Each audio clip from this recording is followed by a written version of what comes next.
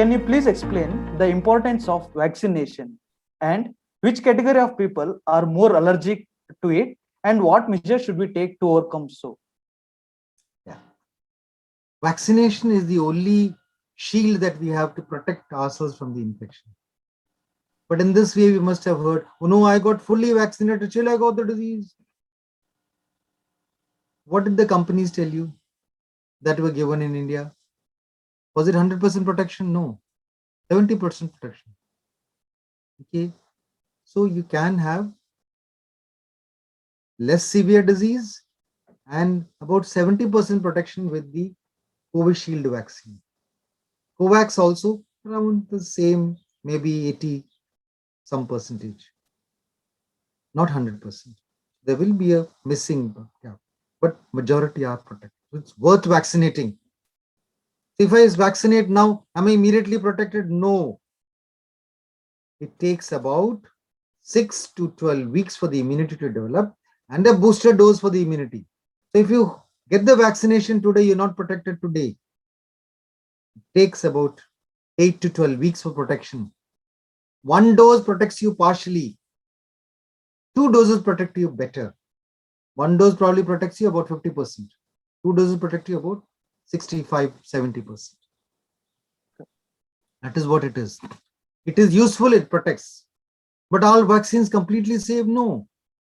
They have their own reactions. The way they are made, they have a carrier virus which is delivered. So they have a vector virus on which it is delivered. So AstraZeneca has a chimpanzee cold virus, adenovirus it is called. And on that is mounted the spike protein thing. And that is how we get the spike protein, which is not causing the disease, which is identified by the body as a foreign invader and produces an antibody which is similar to the antibody to fight the virus. That is what it is. Johnson & Johnson is using a human adenovirus as a carrier. Covax is a killed virus. Now, if it is a killed virus, how do you kill it? You kill it by beta-propionolactam. It's a chemical. So some people are allergic to that. So there are some of these carriers which have some sorbitrate allergies are there. These are the people who are likely to have some major reactions. So if you have allergy to drugs, not necessary, you have to have caution. All I would suggest is those people who have serious allergies with choking and breathlessness and all that, they should not go to a school vaccination center. Only go to a hospital setting and give it, where if you have a serious reaction, you can be treated. If you have no allergies, no problem. Go to a school vaccination center in the neighborhood, get it done and go home. Be happy. But you're not protected. You need to still have the vaccine, and wear it correctly. Don't have this useless. You will inhale the virus and you'll get the disease. Everyone that I see, every patient, they'll start talking, sir, I've been having backache I'm an orthopedic surgeon. I've been having backache. They start talking like this. So please bring your mask up. I could be infected. I can infect you. Then they get scared. Because in a hospital setting, healthcare workers, many of them are infected. I have 11 doctors in my team. 6 of them have had the infection. 6 of them. More than 50% have had the infection. Touch wood, no one has had serious disease. Grace of God, that's all I'll say. But this is your best protection. And then what will they do? They'll keep doing this. If you have interacted with somebody who's infected, the virus is filtered here. It is hanging here. Don't touch here. If at all you have to do this. At home, you do this, you remove it like this. And then even with this, you're not happy. What do? I have a sanitizer. Immediately sanitize. And just what do? They do a little bit and do this. No. You'd use it liberally.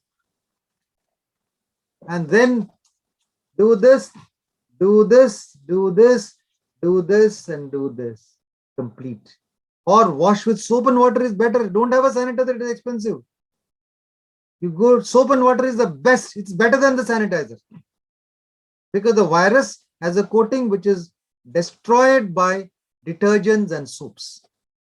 It's the best method. So this and the hand protection is the best way to protect. So you remember that. And lastly, distancing. If one person is wearing a mask, other one is not wearing a mask, the probability of infecting the person not wearing the mask is about 17%. They've done studies on this. If both are wearing a mask, which is reasonable, you reduce it down to less than 5%. If both are wearing an N95 mask, then the chances further reduced. So therefore, distance. So the earlier the distance was about 6 feet. Now the ICMR has come out with a recommendation. It can spread up to 10 feet. So distance increase further. No, that's scaring people. As much possible mask, as much possible hand sanitization, as much possible distancing. Vaccine Well explained. gives you additional protection, but vaccine protection happens after 8 weeks and goes on to probably 6 months. So you may need to protect yourself every year. We don't know the final answer as yet. Okay, some people are still infected after vaccination, but that's expected because it's not 100% protection. Okay. Since you mentioned about and you also beautifully narrated the way of wearing and using the mask, let me ask the question related to mask only. So, are there any risk associated with the prolonged use of mask? And could there be any risk of pathogen being developed with the regular use of this one? People keep reusing the mask. Okay, that's not. If you're going especially to a hospital, I know many people who got it visiting, taking their relative to a hospital. If you're going to a hospital, then make sure that your mask, if you have to reuse it, put it out in the sun. Sunlight is a very good sterilizer. Drying is a good sterilizer. Don't reuse it for 5 days. Okay, keep it out dry. So what do? I have 5 masks. It's expensive. My hospital gives me 5 masks for a month. I use it through the month. But I number them 1, 2, 3, 4, 5. Okay, or what do? Earlier I was numbering them. Now I don't number them. So what do? I have a stick on which it goes up. 1, 2, 3, it's like that. Then at the end of that, I reverse it. So the first one comes first. That's simple. And put it out in the sun for dry. Sunlight, UV light, and warmth and drying kills the viruses. And you can recycle it. But if you keep reusing the mask, what happens? There you can have moistness and fungus can grow on that, and you can also get infected with fungus. Not good. That was a good. If you're using a cloth mask, if you're a cloth mask, wash it daily. Have 3, 4 of them and wash it daily. But don't go to a hospital with a simple cosmetic. Buy some. These are not very expensive. Buy some of these and wear it over the cloth mask. And then recycle it in sunlight. Well said, sir. Moving on to the next question. Please explain us the importance of maintaining physical as well as psychological fitness and how these two will have a combined effect on our immunity. This question particularly for frontline warriors and also explain for the public in general. You see, physical fitness, nutrition, good nutrition, you can imagine good balanced diet important for your good immunity. So that's common sense. I don't need to be a doctor to know that. If your nutrition is poor, you're emaciated, malnourished, your immunity is poor, you're vulnerable to infection. That's the number one cause of our high infant mortality rate. Poor economic status, poor nutrition, malnourished children, vulnerable to respiratory and diarrheal diseases, and high infant mortality rate. It's so beyond a point, infant mortality is an economic disease. So people working in the community know that. Poverty is a bigger disease than other measles, mumps. Measles will kill a child who is malnourished, and measles will not kill a child who is not malnourished. So there's a direct link between nutrition and immunity, nutrition and ability to fight infection. That's the first part. What about stress? Remember, your body generates its own steroids. Body generates steroid based on physical stress and emotional stress. And steroids, as you know, are the best suppressors of immunity. So stress makes you vulnerable by reducing your antibodies, by increasing your steroid uptake in your body, and by other mechanisms which we still don't understand our brain too well. If you think that you're a great doctor and you don't know your body at all. We have 1 billion genes plus. Do we know the role of 95% of them? We don't know the role. So this human body which is walking around and we think we are great people, great doctors, great physicians, we know very little of the minutiae. One little piece of RNA has brought the whole world to the knees. One little piece of RNA. And we're still understanding the disease. Do I know the disease fully? No, I don't. I'm still learning. I'm still reading. Okay, sir. Well said, sir. Thank you for that. And moving on to the next question. So, like we can consider a person has tested positive and he has undergone the medical procedure what he needs to follow, and now he is completely recovered. So, what are the measures that one should take post COVID? Post COVID, if he Yes. has had a lung involvement and the lung involvement was significant as seen by a CT scan done on the 9th, 10th day, not before. You don't need to do it before. People come to me, sir, I've got a CT, I was tested positive, I was having some congestion, I got a CT scan done. I said, your score must be less than 5. Yes, sir, it was 4. Big deal. You get a score done after 10 days. What is your score now? Sir, 15. That is something. Not on the first day. Do it later. Do it later when you have real problem. And if you have a score which is bad, more than 10, so CT scan score, there are 2 CT scan score. Sir, my CT score is 20. I get, oh my God, you can't be talking like this if your CT score. What is the CT score they're talking about? They're talking about the RT-PCR CT score. That CT score is a cycle threshold score. I'm talking about the COVID radiological score, CORAD score of CT scan. That is different. So that comes as 0 to 25. 0 to 10 is mild disease. 10 to 19 is moderate disease. 19 to 25 is severe disease. The cycle threshold has no meaning. Just ignore it. Sir, my cycle, there's a long write-up after this, the RT-PCR report. You would, those of us who have got the report, they'll see that. Long write-up. Heavy viral load, if the CT score is between 10 and 20 or less than 10, it is very heavy viral load. Depend on several variables. How the sample was collected from outside the nose or deep inside, from deep throat or from somewhere here, and whether it was kept nicely, preserved nicely, tested on the same day, tested after 3 days. So many variables are there. So earlier it was thought to be an index of viral load. And what is cycle threshold? If there are very few viruses, you multiply the number of viruses by 1 cycle. Again, you test it because you need to have a minimum number of viruses for the test to be positive.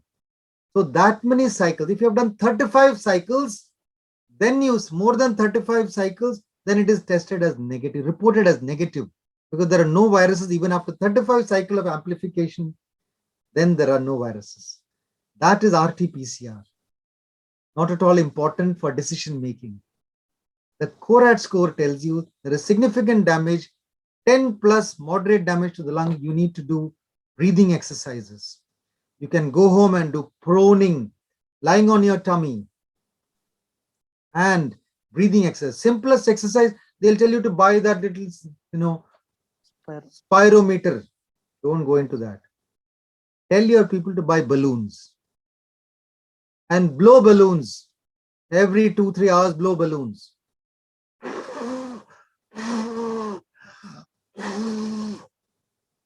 Perfect. Best technique. You don't need a spirometer. You don't waste money. It probably costs 1,500. It must be costing more now. Just buy 10 rupee balloon. It will last you more than a week. Nothing more is required. Or these days, you don't get the old style football bladders from the sports store. Get one of those bladders and keep it, and you don't need to buy balloons also. How much can you inflate with one blowout?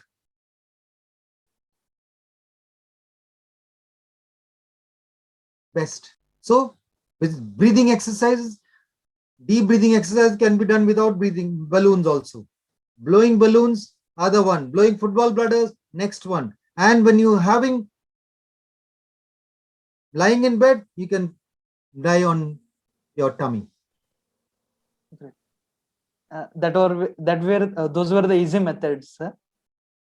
Moving on, as virus is mutating at a rapid pace, how long this pandemic may last? I know it's difficult to say, but based on your understanding, how long this pandemic may last, and are there any chances of India facing the third wave?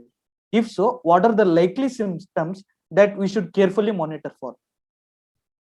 So I was, planning to learn medical astrology. Okay, so that I can predict. Did anyone predict that this will happen? No, sir. No one knew. Yes. If somebody claimed he knew it, this is absolute conjecture. No one predicted that this virus with this level of contagiousness will come now. So if somebody says, oh, there is an Andhra variant that is going to come infect children, absolute nonsense. We don't know. The truth of the matter is we don't know. My suspicion is probably some vaccine manufacturers might be scaring you to buy vaccines that are possible to be used in children. Okay. No vaccine has been tested in children. So we do not know. There are only 1 or 2 vaccines which have been shown to be beneficial in children. I don't want to name them because people will start running for those vaccines which are expensive. So don't run after that. We do not know. What we know is the immunity provided by a disease and the vaccine is definitely there for 6 months to 8 months or so. So you're protected for that. So after you're vaccinated, or after you're diseased, if you have had a disease, not diseased, that means something else. If you had a disease, you do not have to worry, but you still wear your mask, you still sanitize your hands, and you still try to keep a distance until we are certain the whole epidemic is died down. Influenza of 2018 died down in about 2 years, but it killed millions of people. So we don't have to go through that. We still have a vaccine. We don't have millions dying. We still had thousands dying, definitely. Lakhs dying globally. But with that, we hope we'll be able to control it somewhere down the line. Viruses will mutate. They have an advantage. Why? One couple has 1 or 2 children and they last 80 years. Their children have the next generation of 1 or 2 children. So in 80 years, one human being multiplies to become 2 or 3 in a family. Virus in 1 hour has become from 1 to 100,000. Look at the evolutionary advantage that viruses has to mutate. A mutation is a defect in a gene which gets carried on. For a human being, for a defect in a gene to carry on takes 1,000,000 years. The virus has 1,000,000 viruses in 1 day. So they have 1,000,000 years advantage. They will mutate. Some mutations are advantages to the virus. Some mutations are advantage to the human being. So we do not know. Let us not be astrologers. Let us look at science, what we know as it is, and protect ourselves as it is. Great, sir. Thanks for that. Sir, you have mentioned your views about the remdesivir and plasma therapy. I also request you to share your thoughts on recently approved DRDO's 2-digit drug. Yes, so science is something which is very objective. Right. You have to be objective. When do you have to be objective? When you don't know the truth. When you know the truth, I will say I will be with the side of the truth and not the falsity. Is it not? Your objectivity is only when you don't know the truth. So until you know the truth on everything, you have to be objective and assess what is happening. So I would say this is a new drug. We do not know. We have to be objectively evaluating the efficiency, effectiveness, and when you need to give it, how many people are protected. We'll just wait and watch. New drug, I do not know. Theoretically, from what I have read, in whatever it is available in the media, it says it cheats the virus into thinking it is glucose, whereas it is not glucose. Deoxyglucose. It is a variant of glucose which looks like glucose. So a glucose is used by the virus for metabolizing, for multiplication. Multiplication cannot happen, therefore multiplication cannot happen. So let's simple thing. So it is useful in the multiplication phase of the virus. Okay. Simple logic tells me. Will it be helpful in the antibody phase where autoimmunity is causing all the problems? Most unlikely. So after exposure, early disease, maybe it has a benefit. I'll wait and watch and wait for the truth to be decided, then I'll side for it. Until now, I'll be objective. Okay. Thanks for this, sir. Sir, you are cautioned about preventing ourselves from getting affected by black fungus. So, similarly, any words regarding the upcoming white fungus that we are facing? Any fungus is an opportunity. Fungi do not infect human beings ordinarily. They are opportunistic people. Okay. So if you lock your door and go, thief doesn't come in.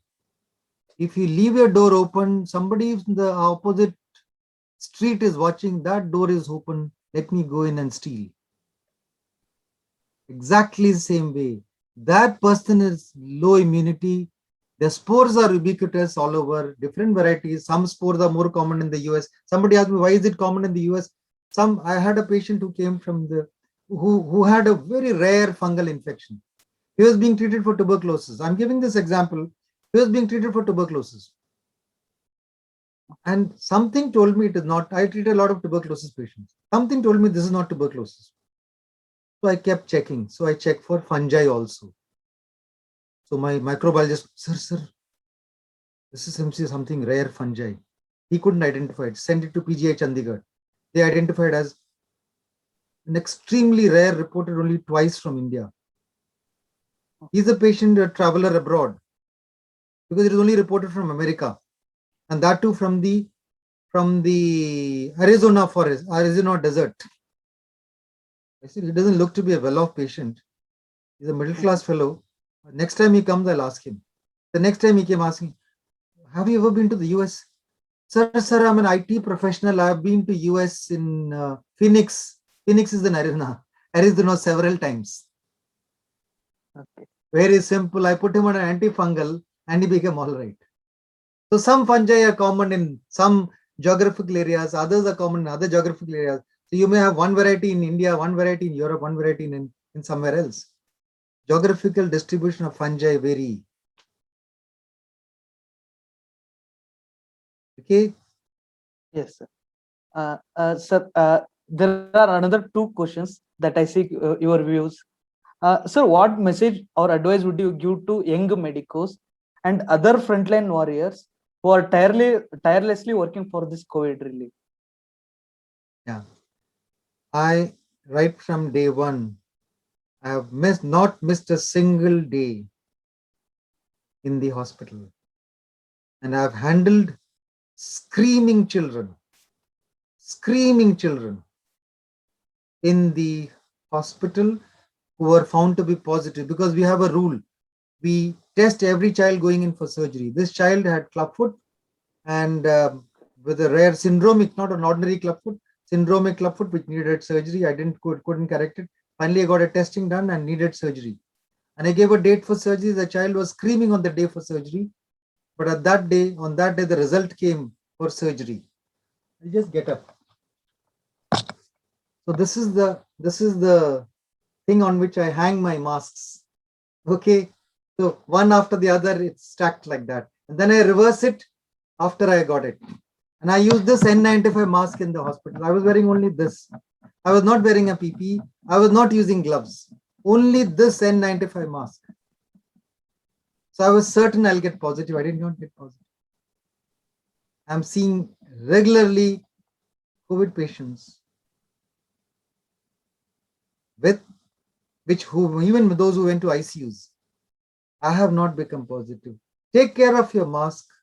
It never comes off until I'm having my food. And if I'm having my food, I hold it from here, put it on an air blower and heater, or hang it somewhere, and then have my food and wash my hands, and then only handle this.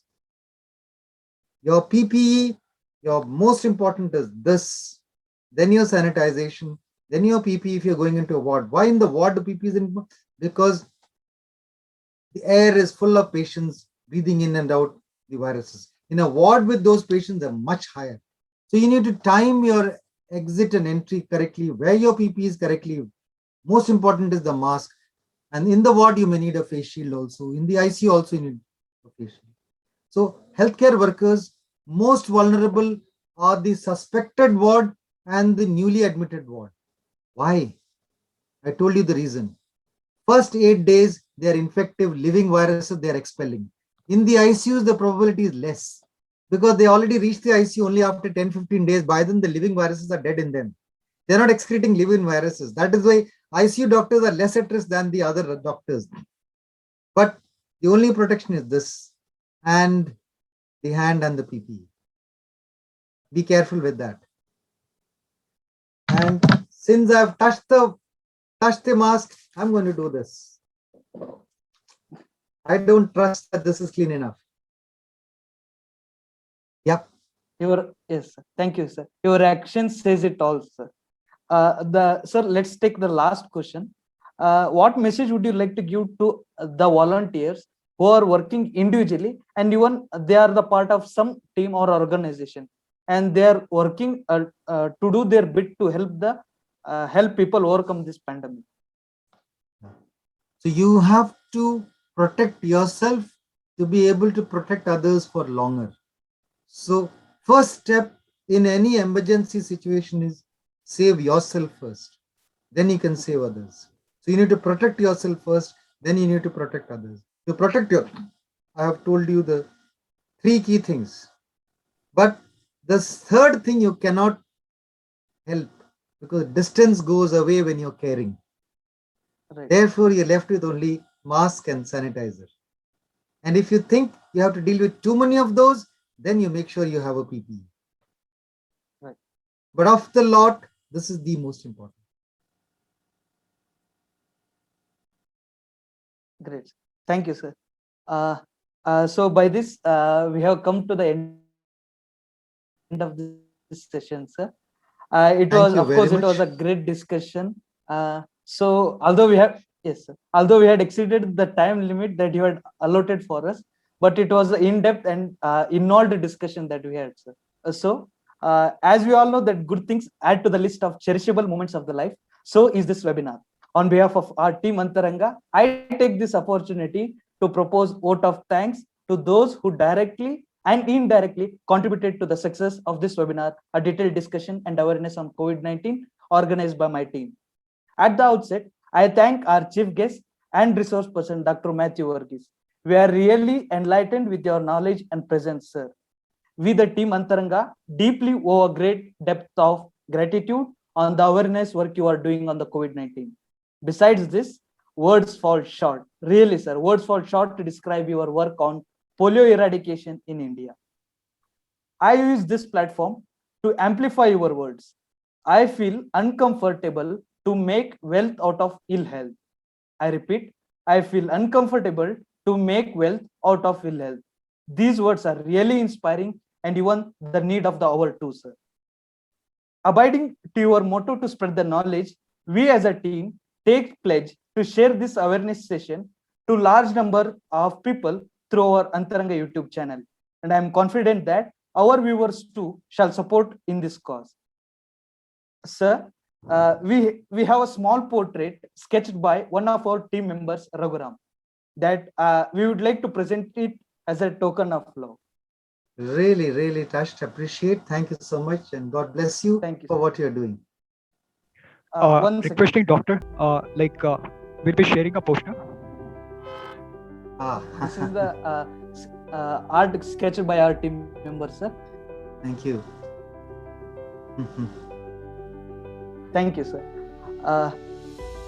I once again thank you, sir, and thanks each and every participants who have attended this webinar today.